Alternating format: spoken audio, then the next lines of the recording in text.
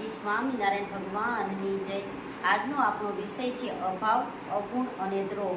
અભાવ, અવગુણ અને દ્રોહ એ ત્રણ શબ્દો માણસના વર્તનના નકારાત્મક પાસાને દર્શાવે છે. અભાવ એ વસ્તુ અને સંસાધનની કમી દર્શાવે છે. આપણા જીવનમાં જ્યારે આપણી અમુક જરૂરિયાત પૂરી ન થાય ત્યારે આપણે હતાશા અને નિરાશાનો અનુભવ કરીએ છીએ. અને અવગુણ એ આપણા નકારાત્મક ગુણોને દર્શાવે છે, જેમ કે લોભ, ઈર્ષ્યા, માન વગેરે. આપણામાં નકારાત્મક વિચારો દૂર થાય અને આપણામાં સકારાત્મક વિચારો દ્રઢ થાય તે વિશે સુંદર પ્રવચનનો લાભ આપણને પૂજ્ય વિવેકનિષ્ઠ સ્વામી આપશે. તો ચાલો પૂજ્ય વિવેકનિષ્ઠ સ્વામીના મુખેથી કથા વાર્તાનો લાભ પ્રાપ્ત કરીએ. સંગમાં વિષ સમાન અભાવ, અવગુણ અને દ્રોહ ઉપર ગઈકાલથી આપણે વાતો કરી રહ્યા છીએ. અભાવ અવગુણ આપણને આવે છે એના 13 જુદા જુદા કારણો એ આપણે ક્રમશઃ જોઈ રહ્યા હતા. સૌથી પહેલું કારણ એ છે કે માણસની સાહજિક દોષ દ્રષ્ટિ કે છિદ્ર અન્વેષણ વૃત્તિ છે. બીજું કારણ આપણે જોયું હતું કે ઘણી વખત અતિશય ઉતાવળીઓ નિર્ણય લેવાની આપણી પ્રકૃતિ, કે કોઈક વસ્તુ જોઈ નથી ને સીધું સ્ટેટમેન્ટ આપણે આપ્યું નથી. ત્રીજું કારણ એવું છે કે આપણે જેવા હોઈએ એવી આખી સૃષ્ટિ આપણને દેખાય. અને ચોથું કારણ ધ્યેયની સ્પષ્ટતા, દ્રઢતાનો અભાવ. પાંચમું કારણ જોયું હતું આપણે કે નવરાશની પળ, કારણ કે નવરો માણસ નખોદ વાળતો હોય છે. છઠ્ઠું કારણ છે દેખાદેખી, બીજાનો વાદ, બેદરકારી અને પ્રમાદ. કે કોઈક જગ્યાએ કોઈ પ્રકારની ચર્ચા થતી હોય તો આપણને ક્યારેક એવું લાગે છે કે મારે કંઈક મારું ઇનપુટ આપવું પડે, એટલે કઈ પ્રવાહ, ચર્ચાનો પ્રવાહ કઈ બાજુ વળે છે એ બધું સમજ્યા વિચાર્યા વગર આપણે ચડતી ટ્રેનની અંદર ક્યારેક ચડી જઈએ છીએ. સાતમું કારણ પોતાની અંદર માની લીધેલો ગુરુભાવ કે પછી ગુરુતા ગ્રંથિ. આઠમું કારણ છે પોતાના ગુણનું માન. બીજા કરતા કંઈક વિશેષ આપણે વર્તતા હોઈએ અને એનું આપણને જો માન હોય તો તરત બીજાનો આપણને અભાવ, અવગુણ આવે. નવમું કારણ આપણે જોતા હતા ગઈકાલે કે પોતાની અંદર રહેલા અલગ અલગ પ્રકારના સ્વભાવ, દોષ, વાસના, દેહાભિમાન કે પંચ વિષયની અંદર આસક્તિ. એમાં એક આપણે માન દોષ જોયો હતો.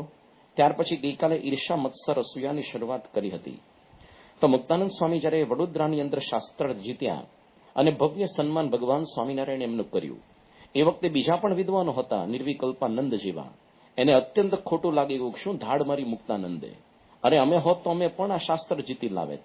હંમેશા સમકક્ષ હોય એકબીજાની મહત્તા સ્વીકારી બહુ જ અઘરું પડી જતું હોય છે. અને ઈર્ષાના વર્તુળ હંમેશા સમકક્ષની અંદર થાય. દાખલા તરીકે કોઈ 10મા ધોરણની અંદર હવે કોઈ વિદ્યાર્થી હોય, એને 12મા ધોરણના વિદ્યાર્થીની ઈર્ષા ન આવે તો ભલે બોર્ડમાં નંબર લાવે, પણ બરોબરીઓ હોય એની અંદર મોટે ભાગે આવું બને. તો એમને કહ્યું કે ભાઈ અમે આણે શું ધાડ મારી, અમને મોકલ્યા હોત તો અમે પણ લઈ આવેત. અને પછી તો એ પોતે વિમુખ થઈને ગયા અને એક ગામની અંદર પોતે આવી રીતે મહારાજ વિરુદ્ધ બધી વાતો ભરમાવતા. ધરમપુરની અંદર જ્યારે શ્રીજી મહારાજ ગયેલા એ વખતે સંતોની સભાની અંદર નિર્વિકલ્પાનંદનો કાગળ આવ્યો અને બહુ જ પહેલા મહારાજની સ્તુતિ કરી. શબ્દો કેવા લખ્યા હતા કે હે મહારાજ, તમે ગર્ભની અંદર બહુ જ મારી રક્ષા કરી છે, અરે કાળ કર્માદિક થકી રક્ષા કરી, તો હવે આ બે સંતો મોદકાનંદ અને અનાત્માનંદ થકી પણ રક્ષા કરજો. તો શ્રીજી મહારાજ ડઘાઈ ગયા કે આવા નામ જ નથી પાડ્યા, કોણ છે અનાત્માનંદ ને કોણ મોદકાનંદ? તો ભાયત્માનંદ સ્વામી સભાની અંદર બેઠા હતા. એમણે કહ્યું કે મહારાજ, એ અનાત્માનંદ મને કહે છે. કેમ? કારણ કે ગામો ગામ તમારો અને સંતોનો દોષ કહેતો જાય છે, એની પાછળ હું પછી સરખું કરતો જ રિપેરિંગ કરતો જઉં છું, તમારો ગુણ કહું છું, એટલા માટે મને પોતે અનાત્માનંદ કહે છે, આત્માનંદ હોવા છતાં. અને પછી મહારાજ કહે તો પછી આ મોદકાનંદ કોણ છે? મહારાજને કીધું કે મહારાજે મુક્તાનંદ સ્વામીનું નામ પાડ્યું છે, મોદકાનંદ, લાડુ ખાનારો, કારણ કે એ પણ હરિભક્તોને સાચી વાત સમજાવે છે. તો મહારાજ બહુ જ દુઃખી થઈ ગયા અને મહારાજ કે અમારી સ્તુતિ કરીને અમને લાંચ્યા છે, એટલે કે લાંચ આપી છે. પછી સાધુ અસાધુની મહારાજે વાત કરી. તો જ્યાં સુધી પરસ્પર આ ઈર્ષાના વર્તુળ હોય ત્યાં સુધી ભગવાનને સંતની અંદર પણ ક્યારેક આ પ્રકારનો અવગુણ આવવાની પ્રવૃત્તિ આપણી થાય. જીવા ખાચર અને દાદા ખાચર ગઢપુરમાં એક સરખી સેવા કરતા, પણ દાદા ખાચર હંમેશા શ્રીજી મહારાજને પ્રસન્ન કરવાના ભાવથી કરતા. અને જીવા ખાચર સેવા તો દાદા ખાચરથી દરેક વખતે અધિક કરે, પણ પોતાની થોડીક મોટપ વધે, પોતાનું નામ આગળ આવે ઈર્ષા ભાવનાથી, પણ છતાંય હંમેશા દાદા ખાચરની વાહવા થાય. આ બધું એમને ગમ્યું નહીં. તો છેલ્લે કેવી પ્રવૃત્તિ શરૂ કરી, ભાવનગર નરેશની કાન ભંભેરણી કરી. જો તમે ધ્યાન રાખજો, આ તમારા આ ભાવનગર રાજ્યની અંદર ગઢપુરમાં પેલી ઉત્તર પ્રદેશથી આવી ગયો છે પેલો સહજાનંદ, અરે કોણ જાણે છે એનું કુળ શું છે?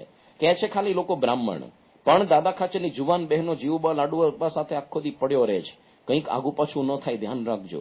આ દાદા ખાચરના ખડા પર ચોકી મુકાવી અને છેલ્લે રામ ખાચરને મારવા માટે શ્રીજી મહારાજને મારવા ઉભો રાખ્યો, ત્યાં સુધી પ્રવૃત્તિ થાય. પરસ્પર હરિભક્તોના ઈર્ષાની લીધે ભગવાન અને સંતને મારવાની પ્રવૃત્તિ થઈ શકે. તો આ બધા ઈર્ષાના લીધે આ બધું થતું હોય છે. હવે ઈર્ષાના વર્તુળ કેવા છે? હંમેશા એક આપણા સમાન બરોબરિયા હોય એની અંદર પ્રવર્તતા હોય. એનાથી એક સ્ટેપ આગળ વધીએ એટલે મત્સર આવી જાય. મત્સર એટલે પોતાથી અધિક હોય કે પોતાથી ન્યૂન, એની અંદર પણ આપણને ઈર્ષા થાય. શ્રીજી મહારાજે આખું વચનામૃત લખ્યું, કાર્યાણીનું 6ઠ્ઠું, કે દિવાળીનો દિવસ હતો, વિક્રમ સંવત 1877, અને ભગવાન સ્વામિનારાયણ કાર્યાણીમાં વસ્તા ખાચરને દરબારમાં ત્યાં બેઠા હતા, અને દીવબંદરના પ્રેમાબાઈ બહુ સુંદર વસ્ત્ર આભૂષણ મહારાજને અર્પણ કર્યા. મહારાજે સામેથી ગ્રહણ કર્યા. અમથા મહારાજ કોઈ વખતે સામેથી ગ્રહણ ન કરતા. પછી તરત મહારાજે દીનાનાથ ભટ્ટને આપી દીધા. પછી મહારાજે વચનામૃતની અંદર આ વાત બધી સંબોધી કે જે મત્સરવાળો હશે તેને તો અમે આ ભટ્ટને વસ્ત્ર દીધા, તેમાં પણ મત્સર આવ્યો હશે, પણ મત્સરવાળાને એવો વિચાર ન આવે જે આ વસ્ત્ર લાવ્યા હતા તેને ધન્ય છે, જે આવા ભારે ભારે વસ્ત્ર મહારાજને પહેરાવ્યા, અને મહારાજને પણ ધન્ય છે જે તરત બ્રાહ્મણને દઈ દીધા. એવો જે વિચાર તે મત્સરવાળાના હૃદયમાં ન આવે, અને કોઈક લે અને કોઈક દે, તો પણ મત્સરવાળો હોય તે ઠાલો ઠાલો વચમાં બળી મરે. તો આ પ્રકારના મત્સરવાળાના લક્ષણ હોય છે. દાખલા તરીકે BAPSની અંદર આપણે પ્રમુખ સ્વામી મહંત સ્વામી આપણે કંઈક મંદિરો બાંધીએ, હવે જેને ફદ્યું પણ આપ્યું ન હોય એ લોકો ખાલી ખોટી ઈર્ષા કરીને ખોટી ખોટી વાતો બધી પ્રવૃત્તિ કરે. હવે તમારું તો એક રૂપિયો નથી વપરાવાનો, હરિભક્તો આપે છે અને એની ઈચ્છા છે મંદિર બાંધવા, પણ બહારના લોકો ખોટી ટીકા. તો આ બધો મત્સરનો ભાવ, કોઈક લે અને કોઈક દે, એમાં ઠાલે ઠાલો પાણકીઓ પેલો કૂવામાં પડે, આ પ્રકારની પરિસ્થિતિ થાય. હવે મત્સરમાંથી એક ડગલો આગળ વધો એટલે અસૂયા આવી જાય. અસૂયા એટલે કોઈ પણ વ્યક્તિના કોઈક ગુણ કહે તો તરત એને દોષ પેલો દેખાડીને એને નેગેટિવ કરી નાખે. શ્રીજી મહારાજે વચનામૃતની અંદર લખ્યું છે, પ્રથમ 31માં, આખું માઘ રચિત શિશુપાલ વધ નામનું મહાકાવ્ય. હવે એની અંદર પ્રસંગ આખો મહાભારતની અંદર એવો આવ્યો કે પાંડવોએ જ્યારે રાજસૂય યજ્ઞ કર્યો એ વખતે સૌથી પહેલી અગ્ર પૂજા કોની કરવી એ પ્રશ્ન ઉપસ્થિત થયો. એટલે બધાએ કહ્યું કે આજે સમાજની અંદર કૃષ્ણ જેવા કોઈ જ મોટા સદાચારી કે મહાપુરુષ નથી. આવી આ વાત આવી એટલે બધા માની ગયા, પણ પેલો શિશુપાલ હતો એકદમ ઉકળી ઉઠ્યો. અરે કોણ કહે છે કે આ બધો મહાન છે કૃષ્ણ, એને તો કેવો પાખંડી છે. પછી એમાં તો માઘ રચિત શિશુપાલ વધ આખું મહાકાવ્યમાં બહુ ઘણા શબ્દો છે. મહારાજે અમુક સાર રૂપે અહીંયા વચનામૃતમાં લીધું છે. પ્રથમ 31માં જેમ શિશુપાલ એમ કહેતો જે પાંડવ તો વર્ણશંકર છે, અને 5 જણે એક સ્ત્રી રાખી, માટે અધર્મી પણ છે, અને કૃષ્ણ છે તે પણ પાખંડી છે. કેમ જે જન્મ થયો ત્યાંથી પ્રથમ તો એણે એક સ્ત્રી મારી, ત્યાર પછી બગલો માર્યો, વાછરડો માર્યો, અને મધના પૂડા ઉખેડ્યા. તેણે કરીને એને મધુસૂદન કહે છે, પણ એણે કંઈ મધુ નામનો દૈત્ય નથી માર્યો. અને વર્ણશંકર એવા જે પાંડવ તેણે પૂજ્યો, તેણે કરીને શું ભગવાન થયો? એવી રીતે ભગવાનને ભગવાનના ભક્તના અવગુણ આસુરી બુદ્ધિવાળો શિશુપાલ તેણે લીધો. તો આ પ્રકારની અસૂયાનો ભાવ છે કે કોઈકના ગુણ આપણે કોઈક વ્યક્તિ કહે કે જો પેલા ભાઈ તો બહુ વહેલા મંદિર આવે છે, અરે એ તો રાત્રે બહુ વહેલો સૂઈ જાય છે, કથામાં ઊંઘું કરે છે, તરત એનો દોષ દેખાડી દઈએ, પણ એનો ગુણ કોઈ રીતના સ્વીકારી ન શકે. તો આ બધા ભાવ જ્યાં સુધી આપણી અંદર હોય ત્યાં સુધી ભગવાન અને સંતનો અવગુણ આવે. બીજો એક સ્વભાવ આપણી અંદર છે સ્વાદવૃત્તિ. એ જ્યાં સુધી હશે અને જ્યારે ભગવાન કે સંત મંદિરમાં કંઈક સ્વાદવૃત્તિનું ખંડન થાય તરત આપણા મનની અંદર અભાવ આવી જાય. નિષ્કળાનંદ સ્વામી અત્યંત વૈરાગ્યની મૂર્તિ. એક વખત પોતે વડોદરાની અંદર વાડી મંદિરે ગોપાળાનંદ સ્વામીના મહેમાન થયા, અને ગોપાળાનંદ સ્વામી બહુ જ મહિમાથી વિચાર કર્યો કે અમને દૂધપાકની રસોઈ આપીએ. હવે સવારના પોરની અંદર નિષ્કળાનંદ સ્વામી ગયા રસોડામાં તો ઘણા બધા દૂધના દીગડા ભર્યા હતા. એમણે સાહજિક પ્રશ્ન પૂછ્યો કે ભાઈ આ દૂધના દીગડા ભર્યા છે શેના માટે? એટલે કીધું હરિભક્ત સ્વામી તમે આવ્યા એટલે ગોપાળાનંદ સ્વામીની ઈચ્છા થઈ છે કે તમને દૂધપાકની રસોઈ આપવી. સ્વામી તો એકદમ ચાલી નીકળવા તૈયાર થયા. ગોપાળાનંદ સ્વામી બહુ રોકવા પ્રયત્ન કર્યો. સ્વામી કે કીધું અમે દૂધપાક ખાવા આવ્યા જ નથી, તમે જો આ દૂધના દીગડા ઢોળી નાખશો ને તો અમે રહેશું. ન છૂટકે દૂધના દીગડા ઢોળવા પડ્યા ત્યારે સ્વામી ત્યાં રહ્યા. તો સ્વામીને તો આ પ્રકારની વૈરાગ્ય વૃત્તિ હંમેશા રહેતી, પણ એની જોડના જે સંત હતા વિશ્વ ચૈતન્યાનંદ સ્વામી, એને બિચારાને બહુ સ્વાદવૃત્તિ. માંડ કેટલા દિવસ પછી દૂધપાક ખાવાનો મેળ પડ્યો હોય ને એ પણ પોતાના મંડળધારીએ વીખી નાખ્યો. એટલે પછી અપ્રચાર શરૂ કર્યો કે આ છોડીફાડ ખાતો નથી ને ખાવા દેતો નથી. છોડીફાડ એટલે નિષ્કળાનંદ સ્વામી સુથાર, જે પોતે લાલજી સુથાર તરીકે હતા, લાકડા પેલા ફાડતા, એટલે ખાતો નથી ખાવા દેતો નથી. આ પ્રકારનો ખોટો ખોટો અપ્રચાર શરૂ કર્યો. ત્યાંથી પછી એ શબ્દો અમુક લોકોએ પછી સ્વીકારી પણ લીધા. પણ ટૂંકની અંદર આ પ્રકારનું થાય. તમે જો મંદિરની અંદર રસોડાની અંદર ક્યારેય ભંડારી બધાને રાજી કરી જ ન શકે. અરે 100 વખત તમારું સાચવ્યું હોય, એકાદ વખત સાચવ્યું ન હોય તો એની અંદર પણ ક્યારેક આપણને ખોટું લાગી જાય. ક્યારેક કેવું હોય છે, કથાની અંદર આપણે સંતો બહારનું હોટલનું ન ખાવા નિષેધ કરીએ તો અમુક હરિભક્તો યુવકો ન ગમે. એને એવું લાગે આ સંતોને હોટલમાં જવા નથી મળતું એટલે આપણને ના પડે છે. એમાંથી એવું ગુણ આવી જાય. હવે તમારા સુખાકારી માટે હોય છે. શ્રી હરિચરિત્ર ચિંતામણીમાં એક સુંદર પ્રસંગ લખ્યો છે કે ગોપાળન સ્વામી વાડી મંદિરની અંદર કથા કરી રહ્યા હતા અને પંચ વિષયના ખંડની જબરજસ્ત બધી વાતો કરી. હવે વડોદરાના 4 બ્રાહ્મણો પોતે બેઠા હતા, અત્યંત સ્વાદિયા હતા ચારેય. એક હતો લક્ષ્મણરાય, બીજા જયદેવ નાગર, ત્રીજા કીભાઈ અને દાદાભાઈ. હવે એ લોકોએ ભયંકર સ્વામીનું અપમાન કર્યું કે શું સ્વામી ખોટી ખોટી વાતો કરો છો, ભાઈ નિસ્વાદી થવું, આમ થવું, અરે સ્વાદ તો આ બધો લેવો પડે. અને આ પ્રકારનું સ્વામીએ તો કંઈ પછી વધારે ઉપદેશ આપ્યો નહીં. આ સભા આખી પૂરી થઈ, પણ સ્વામીનો આ લોકોએ દ્રોહ કર્યો એનું ફળ થોડાક દિવસ પછી જ મળ્યું. હવે થોડા દિવસ પછી એવું બન્યું કે આ 4માંથી એક લક્ષ્મણરાયની દીકરીના લગ્ન હતા. એટલા માટે એ પોતે સરભરા કરતો, મેનેજમેન્ટ બધું કરતો અને યશ મળે આકાંક્ષાથી પોતે ગેટ પર ઉભો રિસીવ બધાને કરતો હતો. એમાં વચ્ચે એણે જયદેવ એના પોતા મિત્રને કીધું કે તમે એક કામ કરો, તમે મારી સાથે ઉભા ન રહો, પણ જમી લો પહેલા અને પછી તમે ઉભા રહો, હું જમવા જાઉં. આ જયદેવ પોતે જમવા બેઠા અને એવા સ્વાદિયા હતા. અમુક લોકોને કેવું હોય કે એ લોકોને નોખું નોખું બધી વસ્તુ મૂકીને ખાવા જોઈએ. એનામાંથી ખાનાવાળી પેલી ડીશ આખી ઉત્પન્ન થઈ છે ને, એટલે એક શાક બીજા શાકને અડવું ન જોઈએ, આવા સ્વાદિયા હોય. હવે એમાં પીરસનારે એવું કર્યું કે ભૂલથી એક શાકનો ફોડવો બીજા શાક પર પડ્યું. બાજુ પીરસતા હોય એટલે સાહજિક એટલું તો થાય ને. એક શાકનું ફોડવું બીજા શાક પર થોડુંક પડ્યું અને આણે તો સીધી થપ્પડ માર્યો પીરસનારને કે તું આંધળો છો કે દેખાતું નથી. હવે આ કઈ પગારદાર નતો પીરસનાર, એ બિચારો સેવા ભાવનાથી કરતો હતો. એટલે ઓલો તો તપી ગયો કે આંધળો હું કે તારો બાપ કે છે.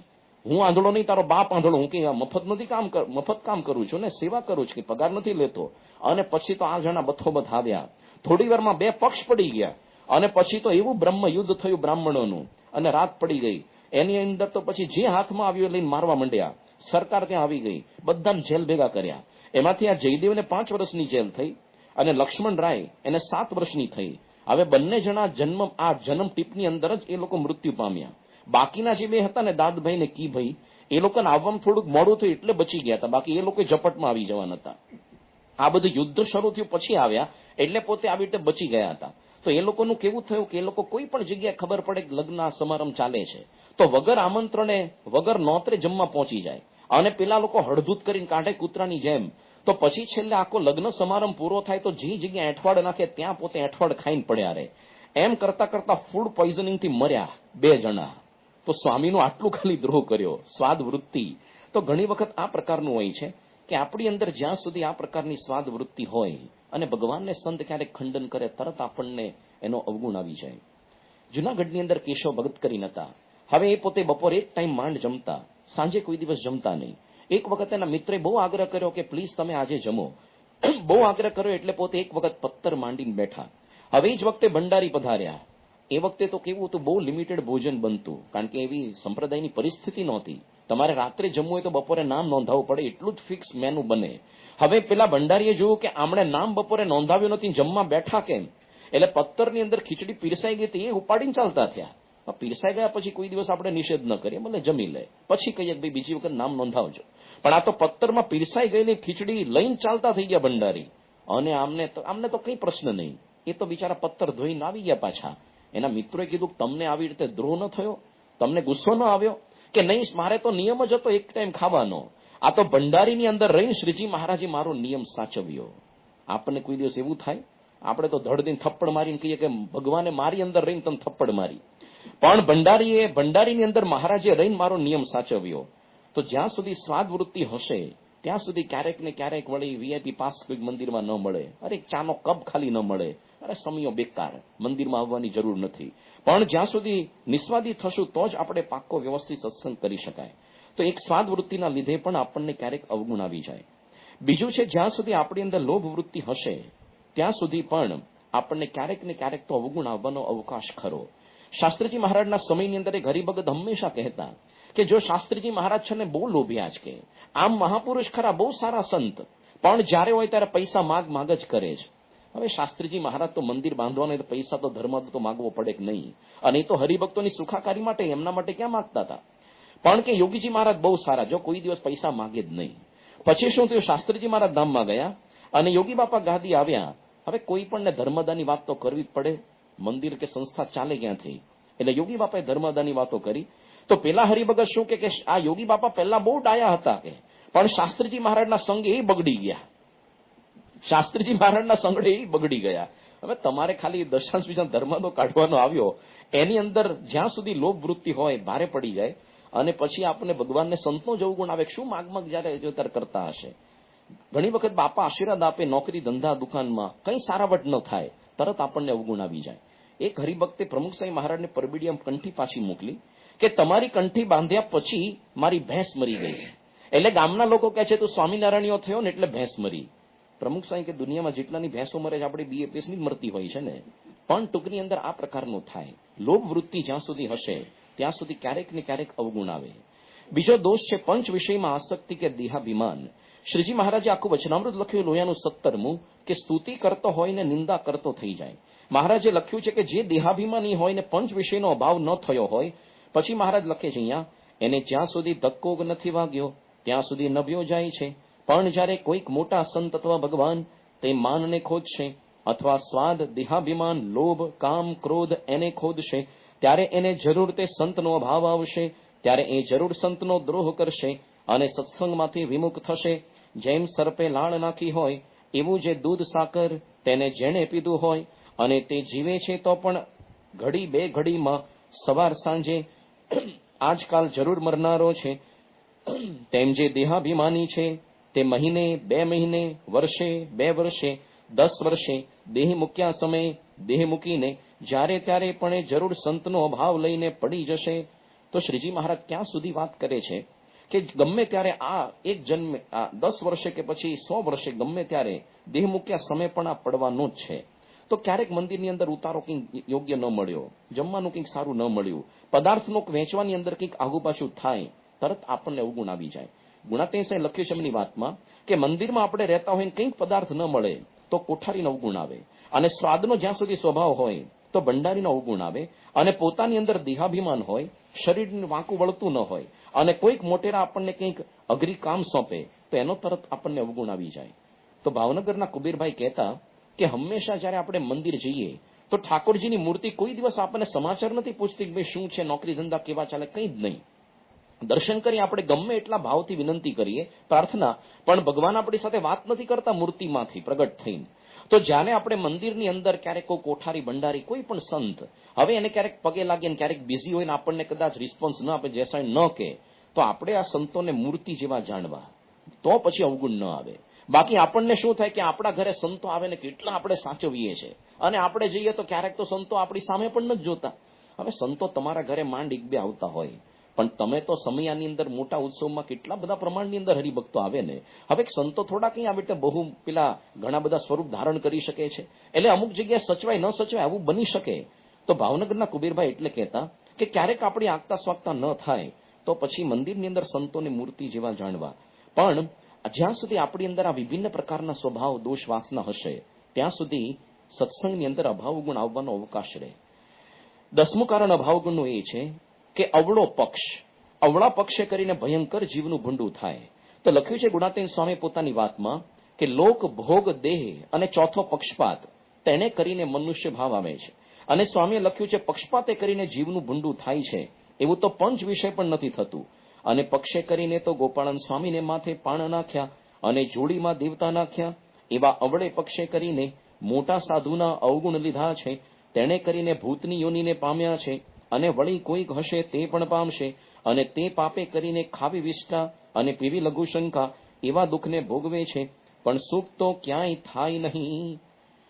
મહાભારતના સમયમાં અરે કેવા મોટા મહારથીઓ ધર્મજ્ઞ નીતિજ્ઞ કે શાસ્ત્રજ્ઞ હતા. ભીષ્મ પિતામહ, દ્રોણાચાર્ય, કૃપાચાર્ય, કર્ણ કેટલો પોતે દાનેશ્વરી હતો, પરંતુ બધા છે ને અવળા પક્ષની અંદર ભળ્યા દુર્યોધનના પક્ષમાં, અને બધાને દુઃખ સહન કરવાનું આવ્યું.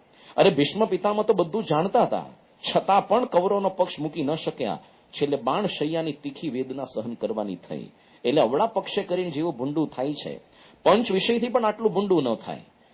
રૂપ રંગ પેલો સ્વાદ એનાથી પણ જીવું ભૂંડું નથી થતું સ્ત્રી અને ધનથી. આ અવળા પક્ષે કરીને આવું ભૂંડું થાય છે. આપણે BAPS ની અંદર આપણને ખબર છે 1966માં મુંબઈથી જયારે એક સાથે 39 સંતો નીકળ્યા, આખું પ્રકરણ આખું સોખડા પ્રકરણ થયું. તો એ વખતે વિવેક સાગર સ્વામી નારાયણ ભગતે બાપાને પૂછ્યું કે યોગી બાપા આ 40 સંતો કેમ જતા રહ્યા? સ્વામી કે વચ્ચે દલાલ હતા ને એટલે. આપણે કોઈ દલાલ નથી રાખતા, સીધા ભગવાનમાં જોડીએ છે, એટલે હવે વયા નહીં જાય. એક વખત આવો જ પ્રશ્ન ઈશ્વરભાઈ દેસાઈએ સ્વામીને પૂછ્યો કે સ્વામી આ 40 સંતોને તો તમે ચાદર ઓઢાડી હતી, છતાંય કેમ એમની સમજણ ફરી ગઈ અને કેમ તમને મૂકીને ગયા? યોગી બાપા કે એવા લોકોને ચાદર શું, ગોદડા ઓઢાડે તોય ટકે એવા નહોતા કે છે. ગોદડા ઓઢાડે તોય ટકે તેવા નહોતા, કારણ કે ગેડ જ અવળી પડી ગઈ હોય, નાડું જ અવળું પકડાઈ ગયું હોય, સમજણ જ ન હોય. એમાં સ્વામી કે આપણે શું કરીએ? તો અવળા પક્ષે કરીને પણ ક્યારેક હોરે હોરે ચડી જઈ, ક્યારેક સત્સંગની અંદર અતિશય ભોળપણનો ત્યાગ કરવો પડે અને અતિશય ડાહપણનો પણ ત્યાગ કરવો પડે. બે વસ્તુ સમકક્ષ આપણે કેવી રીતે વિવેક રાખવો બહુ સમજવું પડે. વધારે પડતા ભોળપણમાં લેવાઈ ન જવાનું, સત્સંગમાં કુસંગ ઓળખતા શીખવું પડે. નહીં તો અવળા પક્ષની અંદર ભળ્યા એટલે તમારું પતન થાય જ. તો 10મું કારણ અભાવ ગુણનું છે અવળો પક્ષ. 11મું કારણ છે સત્સંગની અંદર કુસંગ. શ્રીજી મહારાજે લખ્યું છે ઘણા બધા વચનામૃતની અંદર, લોયાના છઠ્ઠામાં સંઘ શુદ્ધિનું આખું વચનામૃત મહારાજે લખ્યું છે. અને સ્વામીએ પણ લખ્યું છે ભગવાન મળ્યા પછી કરવાનું એ છે જે જાણપણારૂપ દરવાજે રહેવું અને સંગ ઓળખવો અને હઠ માનની ઈર્ષ્યાનો ત્યાગ કરવો. જ્યારે મુક્તાનંદ સ્વામીનું મહારાજે ભવ્ય સ્વાગત કર્યું, નિર્વિકલ્પાનંદને ખોટું લાગ્યું અને પછી એક ગામ ફરતા ફરતા આમોદ ગામને દીનાનાથ ભટ્ટને મળ્યા અને એને ભરમાવ્યા કે જો તમે આટલા મોટા ભાગવતના પ્રકાંડ વિદ્વાન, એ વખતે દીનાનાથ ભટ્ટ જેવા ગુજરાતમાં કોઈ મોટા વિદ્વાન નહોતા, કારણ કે ભાગવતના 18,000 શ્લોક એને કંઠસ્થ હતા. આવું તો અંગ્રેજોએ લખ્યું છે, પણ એમને ભરમાવ્યા તમને આટલા મોટા વિદ્વાન અને શિક્ષાપત્રીમાં તમારું નામ ન લખ્યું. અરે જો શિક્ષાપત્રીના 4થા શ્લોકમાં મયારામ ભટ્ટ આદિ ગૃહસ્થ હરિભક્ત આવું લખ્યું. હવે એને તો કર્મકાંડ પણ નથી આવડતા અને તમારું નામની આવી બધી ઉપેક્ષા. સત્સંગની અંદર છે ને પક્ષપાત શરૂ થઈ ગયો છે, પોલિટિક્સ. આ પ્રકારના બધા શબ્દો ઝેરવાળા નાખ્યા અને પેલાને લાગ્યું કે સાધુ કે તો ખોટું તો નહીં જ કહેતા હોય. સંગ ઓળખતા આવડ્યું નહીં એને, કે અત્યારે આ વ્યક્તિનું મગજ ફરેલું છે ખબર ન પડી અને પછી શબ્દો બધા અંતરમાં પેઠા. મહારાજની અંદર મનુષ્યભાવ આવ્યો, નિષ્ઠાની અંદર કાચપ થઈ, પોલાણ આવી ગયું ને નિષ્ઠામાં. પોલું હોય ને ત્યાં હંમેશા ભૂત પેસતું હોય છે. એટલે આમની દીકરી જમનાની અંદર ભૂત પેઠું, દીનાનાથ ભટ્ટની દીકરી જમનામાં. હવે દીનાનાથ ભટ્ટ પોતે પાછા કર્મકાંડી બ્રાહ્મણ હતા, બીજાના ભૂત તો પોતે કાઢતા. એને કેટલા બધા આ બધા મંત્રો બધા બોલ્યા, ચંડી પાઠ કર્યો, પણ ભૂત તો સામે એવા ને એવા મંત્રો બોલે. ટોકબેક સિસ્ટમ જેવું આખું થયું. આ તો ગભરાણા ભૂત મારું વાલું મહારાજ એવું ભણેલું લાગે છે કેમ. પછી તો એકદમ એની દીકરી દુબળી પાતળી થવા માંડી. મહારાજ પાસે પોતે પગે લાગીને ગયા, માફી માંગી, મહારાજ ગમે તેમ કરીને મારી દીકરી જમનામાંથી ભૂત કાઢો. મહારાજ કે અમારથી નીકળશે નહીં કે. અરે મહારાજ કેવા ભૂત બનાવ્યા તમારથી ન નીકળે? તો કેવી રીતના નીકળશે? મહારાજ કે મયારામ ભટ્ટને ઘરે તેડી જાઓ, પધરામણી કરાવો, માફી માંગો, એના થકી ભૂત નીકળશે. ન છૂટકે મયારામ ભટ્ટને પગે લાગ્યો, વાંકા વળીને માફી માંગી, ઘરે પધરામણી કરાવી. અને મયારામ ભટ્ટને કઈ એવા મંત્રો આવડતા નહોતા અઘરા બધા, સામાન્ય સાઈન મંત્ર બોલ્યા અને ભૂત ભાગી ગયું. લખ્યું છે ગુણાતીન સ્વામીએ કે ભણેલા વિદ્વાનથી ભૂત ન ભાગે, અભણ હોય નિષ્ઠાવાળો હોય એનાથી ભૂત ભાગે. પણ સત્સંગની અંદર કુસંગના લીધે આ બધા શબ્દો ઘૂસ્યા, નિર્વિકલ્પાનંદને લીધે. તો ક્યારેક છે ને સિંહ જો સિંહના સ્વરૂપની અંદર આવે તો ઓળખી શકાય, પણ સિંહ જો ગાયનું ચામડું ઓઢીને આવે તો આપણે તો ક્યારેક રોટલીનું બટકું ખવડાવવા જઈએ અને ફાડી ખાઈને. યોગી બાપાએ સુંદર એક પ્રસંગ લખ્યો છે સત્સંગ કથાઓમાં કે પીજના એક વખત 2 હરિભક્તો જુનાગઢ સ્વામીનો સમાગમ કરવા ગયા. હવે એક તો સીધો દોડીને ગુણાતીન સ્વામી પાસે પહોંચી ગયો, પણ બીજો જે હતો ને એને વચ્ચે જુનાગઢની અંદર જ એક સાધુ રહેતો હતો, 6 આંગળિયા વાળો, અને ભયંકર ગુણાતીન સ્વામીનો અવગુણ એના જીવની અંદર. એને રોકી પાડ્યો કે ભાઈ ક્યાં જાઓ છો કે? અરે અમે તો છેક ચરોતરથી આવ્યા જો સ્વામીનો સમાગમ કરવા. અરે સ્વામી તો અહીંયા જ રહેવાના, ચલ મારા આસને થોડુંક આવો, થોડીક શાંતિ લો, આરામ કરો અને શરબત પીવો. એમ કરીને પોતાના આસને લઈ ગયા, સાકરનું ટાઢું પાણી પીવડાવ્યું, સાકરનું પાણી એટલે શરબત, અને પોતાની અંદર હેત કરાવી દીધું. 2-3 દિવસ સુધી રાખ્યા પેલાને. પેલા વચ્ચે પૂછે કે ભાઈ સ્વામી ક્યાં છે? તો બારીમાંથી દેખાડે જો બેઠા ત્યાં, જો સભા મંડપમાં અહીંયા જ બેસે છો, જવાના જ નથી, ચિંતા નહીં, પછી સમાગમ કરજો. હવે સ્વામીએ છે ને પેલા હરિભગત જે પહેલો પહોંચી ગયો એને પૂછ્યું કે તમે લોકો તો 2 જણા હતા ને તમે એકલા કેમ ના આવ્યા? કે સ્વામી રસ્તા વચ્ચે છે ને 6 આંગળિયા સાધુએ બીજાને આંતરી લીધા. સ્વામી કે ગયો ને ગયો. તો પેલા કે સ્વામી ક્યાં ગયો? કે સ્વામી કે લક 84 જમપુરી ને ગર્ભવાસની અંદર ગયો, કારણ કે એ સાધુ હવે આમનો અવગુણ નાખી દેશે અને હવે આ સંયોગ થવા નહીં દે. તો ઘણી વખત સત્સંગની અંદર કુસંગ એ પણ ઓળખતા આવડવું પડે. જુનાગઢની અંદર અમરસિંહ પાળો વોચમેન તરીકે, દરવાણી તરીકે કામ કરતા, અને સ્વામીના સમાગમની અંદર રઘુવીર ચરણદાસ, રામચરણદાસ આ બે સંતો ખડે પગે રહેતા. સ્વામીને તુંબડીએ પાણી પાય, કપડાં ધોઈ આપે, સ્વામીને નાવા માટે બધી વ્યવસ્થા કરી દે, ચોળી નવડાવે, કપડાં સ્વામીના ધોઈને પથારી કરી દે, આવી બધી જબરદસ્ત સેવા કરે. અને બીજા જલા ભગત જેમ સ્વામીની જીભ બળે એમ જલા ભગત કામ કરે. પણ આ બધા છે ને કથામાંથી જયારે બ્રેક મળે, નવરા પડે, તો ટાઈમપાસ કરવા બેસે ગયા પાછા. જો કોઈ પણ મંદિરમાં વોચમેન નો છે ને અડ્ડો કહેવાય હો, ત્યાં મંદિરના ડ્રાઈવરો હંમેશા ત્યાં જ બેસે. હવે બધું સુધરી ગયું, બાકી આખી ગામની પંચાયત ત્યાં જ થતી હોય. મંદિરનો આખો કારોબાર અને ગામનો કારોબાર એ વોચમેનની જગ્યાએથી ચાલતો હોય, ક્યારેક એવું લાગે. એટલે આ બધા છે ને ત્યાં જઈને બેસે વોચમેનની પાસે, અને એને પછી આ બધી કથાના શબ્દો પૂછે કે અલા સ્વામી તો બહુ જ મોટી મોટી વાતો કરે, શું કે અક્ષરના એક એક રૂવાડે અનંત કોટી બ્રહ્માંડ ઉડતા ફરે છે. અને રઘુવીર ચરણદાસ, રામચરણદાસ પેલા કહેતો અમે તો સ્વામીને રોજ નવડાવીએ છો. અરે સ્વામીના એક રૂવાડામાં મચ્છરિયું નથી ફરકતું, ક્યાંથી અનંત કોટી બ્રહ્માંડ ઉડતા ફરતા હશે કે. એટલે આ સાચી વાત હોય અમરસિંહ પાળા. હવે પેલાને બુદ્ધિ ક્યાંથી હોય બિચારાને આવી બધી. એટલે એ તો બોલે કે સ્વામીના તો ગપ્પા મોટા ને એની વાતોય મોટી કે છે. સ્વામી મોટા ને એના ગપ્પા મોટા. હા એ બરાબર છે. પથ્થર પડ્યો પાણીમાં પણ કોઈ દિવસ એને પાણીનો પાશ લાગે નહીં, પછી પાછો કાઢી સુકાય, અને ભટકાડો તો તણખા તો જરે જ. એમ ઘણી વખત સત્સંગમાં આપણે પડ્યા રહીએ, પણ થોડો થોડો આવી રીતે સત્સંગનો કુસંગ ભેગો ભેગો કરતા જઈએ તો ક્યારેક પછી આપણને અંતરની અંદર કોઈ દેવત પ્રગટ ન થાય. શાસ્ત્રીજી મહારાજના સમયની અંદર મંદિર બાંધકામની પ્રવૃત્તિ પ્રધાન રહેતી. એટલે આખો દિવસ સવારે 6 થી 7 સુધીમાં ખાલી કથા થાય, શણગાર આરતી પહેલા. પછી આખો દિવસ મંદિર બાંધકામની પ્રવૃત્તિ ચાલે, રાત્રે મોડી રાતે કદાચ ટાઈમ મળે તો કથા થાય. હવે એમાં મોટા અક્ષર પુરુષ સ્વામી હતા, મોટા અક્ષર સ્વામી, અને આખો દિવસ આ પ્રવૃત્તિ કરે. એટલે એક વખત શાસ્ત્રીજી મહારાજને વિશે અભાવવાળા વિજ્ઞાનદાસ સ્વામી એમને અવગુણ નાખ્યો કે જો તમને છે ને શાસ્ત્રીજી મહારાજે તમને સાધુ કર્યા જ્ઞાન પ્રાપ્તિ માટે, અને તમારી પાસે તો મજૂરની જેમ ખાલી પથ્થર જ ઉંચકાવ્યા, શું જ્ઞાન આપ્યું અત્યાર સુધીમાં. અને આ શબ્દો બધા મોટા અક્ષર સ્વામીને ઘર કરી ગયા. વાત સાચી જ કે શાસ્ત્રીજી મહારાજે જ્ઞાન તો આપ્યું નહીં, ખાલી મજૂરની જેમ આપણી પાસેથી વેઠ ઉતાવડાવી. એટલે એક વખત શાસ્ત્રીજી મહારાજને મળ્યા, સ્વામી હું તો સાધુ થયો જ્ઞાન માટે થયો, અને તમે તો કેવળ આ બધી મજૂરી જ કરાવો જ મારી પાસે, જ્ઞાન આપો. સ્વામી કે જ્ઞાન જોઈએ છે ને, સારું બેસ ચલ મારી સામે. અને સ્વામીએ પોતાની સામે બેસાડ્યા, પોતાના હાથનો અંગૂઠો એના કપાળ પર અડાડ્યો, અને જાણે વચનામૃતની સોફ્ટ કોપી કે એપ્લિકેશન ઇન્સ્ટોલ કરી દીધી. મુખપાટ સહી કઈ આખો દી લઈને ફરવાની માથાકૂટ જ નહીં. આખું વચનામૃત એક ઝાટકે કંઠસ્થ. મોટી ઉંમરે તો પોતે પ્રજ્ઞાચક્ષુ થયા હતા સ્વામી, એ પોતે પાછા અભણ હતા, પણ એની બાજુમાં કોક વચનામૃત વાંચે, અને પેલો વાંચનારો જોવા છતાં ભૂલ કરે, તો આ બેઠા બેઠા કઈ બતાવે તું વચનામૃતમાં આવી ભૂલ કરે છે. હવે આપણે આખી જિંદગી તૂટી મરીએ તોય વચનામૃત એવા આપણને ગોખાય તેવા નથી. આજકાલ તો હવે જમાનો જ ગયો, ભવિષ્યની પેઢી તો ગોખી જ ન શકે. પણ ટૂંકની અંદર આખું વચનામૃત કંઠસ્થ થઈ ગયું એક જ ઝાટકે. તો જ્ઞાન મૂલમ ગુરોહ કૃપા. પણ આ બધા સત્સંગના કુસંગથી બચવું પડે. તો કુસંગ એટલે શું? ગુણાતીન સ્વામીની વાતમાં લખ્યું છે, સત્સંગમાં કુસંગ તે શું છે?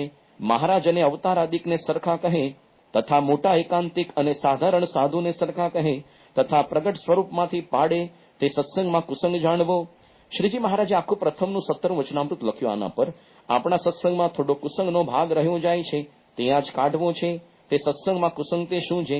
તો જે વાત કરનારા હિંમત્ય વિનાની વાત કરે છે તે સત્સંગમાં કુસંગ છે. તે કેવી રીતે વાત કરે છે? તો એમ કહે છે જે ભગવાનનું જે વચન તેને યથાર્થ કોણ પાળી શકે છે, અને વર્તમાન ધર્મ પણ યથાર્થ કોણ પાળી શકે છે? માટે જેટલું પડે એટલું પાળીએ, અને ભગવાન તો અધાઉં ધારણ છે, તે કલ્યાણ તો કરશે. આવા જે મોડા શબ્દો હોય એ બધા સત્સંગની અંદર કુસંગ કહેવાય. 12મું કારણ અભાવગુણ આવવાનું એ છે કે સત્પુરુષની બધી જ ક્રિયા બરોબર હોય, પણ આપણી બુદ્ધિના બીબા મુજબ જ્યારે ન વર્તે, અને આપણું જ્યારે મન ધાર્યું ન થાય, તરત આપણને અવગુણ આવી જાય. પ્રમુખ સાંઈ મહારાજ એક ગોંડલની અંદર તારીખ 27/10/1991 ના દિવસે આ વાત કરી હતી કે સત્પુરુષના સ્વભાવ તો સારા જ હોય, પણ આપણા મનગમતા પ્રમાણે ન થાય તો તરત આગુ પાછું થઈ જાય. એટલે આ પ્રકારનું બધું થાય. ઘણી વખત આપણે શું સત્સંગમાં જેમ જેમ આપણે મોટા પોતાની સમજતા જઈએ, જેમ જેમ ટાઈમ પસાર થતો જાય, એમ આપણે સત્સંગમાં કંઈક અધિકાર કે હક જમાવવા માંડીએ કે હું કહે એ પ્રકારે સંતો કરવા જ જોઈએ. અરે કેમ ન કરે, આટલો બધો ધર્માદો આપ્યો છે, હું કહું એટલે ભોજન સમારંભ મારા ઘરે થવો જ જોઈએ, મહાપૂજા આ જ ટાઈમે ગોઠવાવી જોઈએ, આગુ પાછું જરાય ન ચાલે. અરે સદગુરુ સંતોનું કહે એટલે ઘરે જમવા આવવા જ જોઈએ. અને પછી આ બધું ન થાય તો ધીરે ધીરે સંતોનો અવગુણ આવે, સદગુરુ સંતોન છેક પછી મહંસાઈ મહારાજ સુધી આ પહોંચે કે બસ સંસ્થા બધું બગડી ગયું છે, અમુક લોકોનું ચાલે છે, જાણી જોઈને મને આગળ આવવા નથી દેતા, આપણી કોઈ કદર નથી, આટલા જૂના રહ્યા તોય, ભલે સંસ્થામાં જેવું હોય જોશું ક્યાં સુધી લાંબુ ચાલે છે. હવે સંસ્થા તો ચાલવાની, તમારું ભૂંડું થશે, પણ આ પ્રકારનું ઘણી વખત થાય. એટલા માટે શ્રીજી મહારાજ એક વચનામૃતમાં સંતનો અવગુણ લેવાની છૂટ આપી છે, સત્પુરુષનો પણ. એક જગ્યાએ શ્રીજી મહારાજે કેવું સુંદર વિવેક દેખાડ્યો પ્રથમના 53માં. માટે સાધુનો અવગુણ ન લેવો અને ગુણ જ લેવો, અને અવગુણ તો ત્યારે લેવો જ્યારે પરમેશ્વરની બાંધેલ જે પંચવર્તમાનની મર્યાદા તેમાંથી કોઈક વર્તમાનનો તે સાધુ ભંગ કરે ત્યારે તેનો અવગુણ લેવો. પણ કોઈ વર્તમાનમાં તો ફેર ન હોય અને તેની સ્વાભાવિક પ્રકૃતિ ઠીક ન જણાતી હોય, તેને જોઈને તે સાધુમાં બીજા ઘણા ગુણ હોય તેનો ત્યાગ કરીને જો એકલો અવગુણ ગ્રહણ કરે તો તેના જ્ઞાન વૈરાગ્યાદિક જે શુભ ગુણ તે ઘટી જાય છે. માટે વર્તમાનમાં ફેર હોય તો જ અવગુણ લેવો, પણ અમથો ભગવાનના ભક્તનો અવગુણ લેવો નહીં. યોગી મહારાજ એક વખત ઝીંઝા ગામની અંદર હતા અને કોક હરિભક્તે કીધું, સ્વામી મને તમારી અંદર મનુષ્ય ભાવ આવે છે. સ્વામી કે જો મારા પંચ વર્તમાનમાં ખામી હોય તો તમારા જોડા અમારા માથે મારો, બાકી અમને ચમત્કાર પરચા આપતા આવડે નહીં. તો સત્પુરુષનો આપણે સામાન્ય દેહની ક્રિયા જોઈને આપણે ક્યારેક અવગુણ લઈએ છીએ, પણ પંચ વર્તમાનમાં ફેર હોય એ તો કોઈ દી થવાનું જ નહીં. કારણ કે ભગવાન જયારે સંત રૂપે હોય તો એકદમ સાધુના 30 લક્ષણ પ્રમાણે વર્તતા જ હોય છે, એમાં તો કોઈ દિવસ ફેર નથી. તો સામાન્ય બાબતની અંદર આપણે કોઈ દી અવગુણ લેવાનો હોય નહીં. છેલ્લું કારણ એ છે, બહુ સૂક્ષ્મ છે, પણ સાધના માર્ગની અંદર એનાથી પણ ઘણો ફેર પડે કે જ્યાં સુધી પોતાના સાધનનું આપણને બળ હશે ત્યાં સુધી અભાવ ગુણ આવ્યા કરશે. પણ કોઈ પણ સાધન કરો કેવળ ભગવાનની પ્રસન્નતા માટે, પોતાના સાધનનું બળ જ ન હોય તો અભાવ ગુણ કોઈ દિવસ આવે નહીં. આ પ્રકારની વ્યાખ્યા એકવાર યોગી બાપાએ રાજકોટની અંદર કરી હતી. તો આવા 13 જુદા જુદા અભાવ ગુણ આવવાના બધા કારણો જોયા. હવે સત્સંગમાં 20 સમાન અભાવ ગુણ એટલા માટે કહીએ છીએ કારણ કે એનાથી નુકસાન પણ ઘણું બધું ભયંકર થાય. તો જુદા જુદા પ્રકારના 11 જેટલા નુકસાન આપણે જોશું અલગ અલગ કેટેગરી પ્રમાણે. પહેલું નુકસાન એ થાય છે કે સમગ્ર સત્સંગ સમાજ એ આખો ઉજ્જડ થઈ જાય. આ ગુણાતીત સત્પુરુષો જે બધા જતન કરીને એનું સંવર્ધન પોષણ આ બધું કર્યું હોય, પણ આપણે અભાવ ગુણ રૂપી બધું ઝેર નાખીને સંપૂર્ણ એનું નિકંદન વાળી દઈએ. જેમ ભોપાલની અંદર વર્ષો પહેલા પેલો મિથાઇલ આઇસોસાયનેટ ગેસ છૂટ્યો યુનિયન કાર્બાઇડ ફેક્ટરીમાંથી, અને રાતોરાત કેટલા લગભગ 3-4 હજાર લોકો મરી ગયા, સવાર ઉઠી જ ન શક્યા. એમ આ અભાવ ગુણની વાતો એટલે ઝેરી ભયંકર વાયુ છે, એનાથી કેટલા લોકોનું મોત થાય, પતન થાય. જેમ કોઈ પણ પેલો એપિડેમિક હોય, રોગ, ચેપી રોગ ઝડપથી પ્રસરતો હોય છે. હવે એવી રીતે આ બધો અભાવ અવગુણ છે. તો શ્રીજી મહારાજે લખ્યું છે અંત્યના 12મા વચનામૃતમાં, ભગવાન તથા ભગવાનનો ભક્ત તેનો જેને અવગુણ આવ્યો હોય અને તે સત્સંગી કહેવાતો હોય તો પણ તેને હડકાયા શ્વાન જેવો જાણવો. જેમ હડકાયા શ્વાનની લાળ જેને અડે તેને પણ હડકવા હાલે, તેમ જેને ભગવાનને ભગવાનના ભક્તનો અવગુણ આવ્યો હોય તે સાથે જે હેત રાખે અથવા તેની વાત સાંભળે તો તે હેતનો કરનારો અને વાતનો સાંભળનારો પણ વિમુખ સરખો થાય. તો મહારાજે હડકાયા શ્વાનનું બિરુદ આપી દીધું. જેને સત્સંગની અંદર અવગુણ આવ્યો હડક કરીને બધાને મનમાં નાખી જ દે. જેમ આપણે ઘરની અંદર આ ઉનાળાની અંદર કેરીનો ટોપલો લાવીએ, એમાંથી એક બગડેલું હોય થોડોક લોભ રાખી નથી કાઢવી તો બીજી બધી કેરીને બગાડશે. આપણી આંગળી પર એક ખાલી સાપ પેલો કરડ્યો હોય, તરત આપણને ખબર હોય કે જો ભયંકર ઝેરી સાપ છે તો કાપી જ નાખવી પડે. થોડોક લોભ રાખીએ કે ના થોડીક વાર હમણાં છે ને પાટો બાંધી દઈએ, હમણાં હોસ્પિટલ જઈને રિપેર થશે, પતી ગયું, તમારે આખું મરી જ જવાના. કોમ્પ્યુટરની અંદર કેવી પદ્ધતિ છે કે એક કોમ્પ્યુટરમાં વાયરસ ઘૂસ્યું, ઇન્ટરનેટથી કનેક્ટ થાય તો ઇન્ટરનેટમાં ચડ્યું, અને ઇન્ટરનેટ કનેક્ટેડ જેટલા હોય બધાની અંદર ઇન્ફેક્ટેડ આખી સિસ્ટમ કરી નાખે. પછી તો કેટલા એન્ટીવાયરસ સોફ્ટવેર નાખો ત્યારે માંડ એનું રિપેરિંગ થાય. એક વખત એક ગામની અંદર સંત પુરુષ હતા અને એની બાબતમાં એક વ્યક્તિએ સાવ ખોટી બધી અફવાઓ ફેલાવી, આ સાધુ તો આમ કૌભાંડી છે નામ. અને ગામની અંદર લોકો તો કેવી છે, બુદ્ધિ નથી હોતી, ટોળાને માસ હેઝ નો બ્રેઇન્સ, લોકોને બુદ્ધિ ન હોય એટલે લોકો એટલો ભયંકર તિરસ્કાર કરવા માંડ્યા, અપમાન કરવા માંડ્યા, હળદૂત થયા પેલા સાધુ. અને આવું બધું જોઈને પછી પેલા જે ખોટો વ્યક્તિ હતો જેને ખોટી અફવા ઉડાડી હતી એને બિચારાને પશ્ચાતાપ થયો, અંતરની અંદર અરરાટી થઈ કે આ ખોટી અફવાથી મને આવી આશા નહોતી કે લોકો આવું બધું વિચાર્યા વગર સીધું સ્વીકારી લેશે અને આવું ભયંકર અપમાન કરશે. એકાંતની અંદર પેલા સાધુને મળવા ગયા અને કે મને બહુ દુઃખ થયું છે કે મને આવી આશા નહોતી કે આવું થશે, પ્લીઝ મને પ્રાયશ્ચિત આપો. પેલા સાધુ કે કામ તું કર, હું આ તને ઓશિકું આપું છું, એ બજારના ચોકની વચ્ચે જા અને એમાંથી ફાડીને રૂ કાઢીને ચારે બાજુ છે ને આ બધા વાતાવરણની અંદર, આ બધું હવાની અંદર એનો ફેલાવી દે જા. પેલાને આશ્ચર્ય થયું, આવું કેમ કહ્યું? અને સવારથી સાંજ સુધી આખો દિવસ પોતે બજારના ચોક વચ્ચે ઉભો અને ઓશિકામાંથી રૂ કાઢીને બધે ફેલાવી દીધું. એને શાંત થઈને પાછો સંત પાસે આવે, બોલો હવે શું કરવાનું? કે હવે એવું કર કે જે રૂ તે આજુબાજુ બધું ફેલાવી દીધું છે ને હવામાં, એ બધું વીણી વીણી નોશિકા નાખીને પાછો લઈ આવજા. બોલો કે શું કહો છો તમે?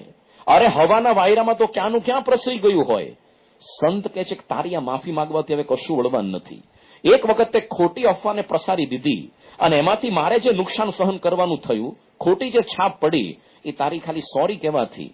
અંગ્રેજીની અંદર સોરી છે ને બહુ જ મોટું એસ્કેપિઝમ છે, બહુ જ મોટી છટકબારી. ગમે એવી મોટી ભૂલ કરો અને સોરી કીને છટકી જાઓ તો આ પ્લાસ્ટિકના સંબંધની દુનિયા આખી થઈ. સોરી કીને છટકી જવાનું લો. પણ પેલા સંત કે આ સોરી કહેવાથી કે માફી માંગવાથી હવે એનું વળતર એ પાછું આવી શકે તેવું જ નથી. તો સત્સંગનો સમાજ જે ગુણાતીત સત્પુરુષે એ બધો વિકાસ કર્યો હોય, આપણે સત્સંગની ફૂલવાડી નાખીએ, ખેદાન મેદાન કરી નાખીએ. બીજું નુકસાન શું થાય? ક્યારેક આપણે એકબીજાના અભાવગુણની વાત એટલે કરીએ છીએ, આપણને એવું લાગે કે આપણે એની સાથે હેત કરીએ, એની સાથે વિશ્વાસનો સંપાદન કરીએ. એટલે સરકી સરકી નજીક જાય અને કાનમાં ગુસપુસ કરે, જો સાંભળ્યું શું, આ તો તું મારો મિત્ર છે ને એટલે તને કહું છું, બીજા કોઈ નથી કહેતો. આવું થયું કે હવે આવી વાત 10 જણાને કરતો હોય, બીજો પાછો 10 જણાને કહેતો હોય, તું તને જ કહું છું, બીજા કોઈ નથી કહેતો. તો આપણને એવું થાય છે કે એનો પ્રેમ, આદર, વિશ્વાસ સંપાદન કરીએ. પણ શ્રીજી મહારાજે લખ્યું છે પ્રથમના 78માં, જેની પાસે પ્રથમ રહ્યો હોય તેની નિંદા કરે ત્યારે સર્વ સંતને એમ જણાય છે આ કૃતજ્ઞ પુરુષ છે. તે જ્યારે આપણી સાથે નહીં બને ત્યારે આપણી પણ નિંદા કરશે, પછી તે ઉપર કોઈને હેત રહે નહીં. એટલે સમજી જ રાખવાનું છે. અંગ્રેજીમાં લખ્યું છે, remember the people who gossip with you also gossip about you in your absence. જે લોકો છે ને તમારી સાથે કોકની અભાવની વાતો કરે છે કે પેલો આવો, સમજી રાખવાની, એ લોકોને ઓળખી રાખવાના. એ તમારી સાથે જ્યારે નહીં બને, તમારી ગેરહાજરી બીજાને પણ તમારી બધી આડીઅવળી વાતો કરશે જ. પછી તો કોઈ સમાજની અંદર એની સ્વીકૃતિ જ ન થાય. બધાને એને લેબલ લાગી જાય, આ માણસ છે ને નોંધાળ્યો છે કે પછી ખટપટીયો છે, કોઈની સાથે બને નહીં. તો બીજા સાથે હેત કરવા, આદર કરવા માટે આપણે કરીએ છીએ, પણ હકીકતમાં બીજાનો પ્રેમ, આદર, વિશ્વાસ ગુમાવી બેસીએ. ત્રીજું નુકસાન એ થાય કે સત્સંગની અંદર પડ્યા હોવા છતાં આપણને કોઈ પ્રકારની અંતરમાં સત્સંગનું સુખ ન આવે. અશાંતિ, અજંપો હંમેશા રહ્યા કરે. આપણે કોઈ દિવસ છે ને ભાખરીની સાથે સાથે શેરડી નથી ખાતા, ગોળની સાથે ખોળ નથી ખાતા, કાચી ભાખરી, કાચી રોટલી, આ બધું આપણને ભાવતું નથી. એમ સત્સંગની અંદર એક બાજુ સત્સંગ કરીએ અને પછી મંદિરમાંથી જૈન સિદ્ધિ અભાવગુણની વાતો, તો ગોળખોળ કોઈ દિવસ એક સાથે ટકી શકતું નથી.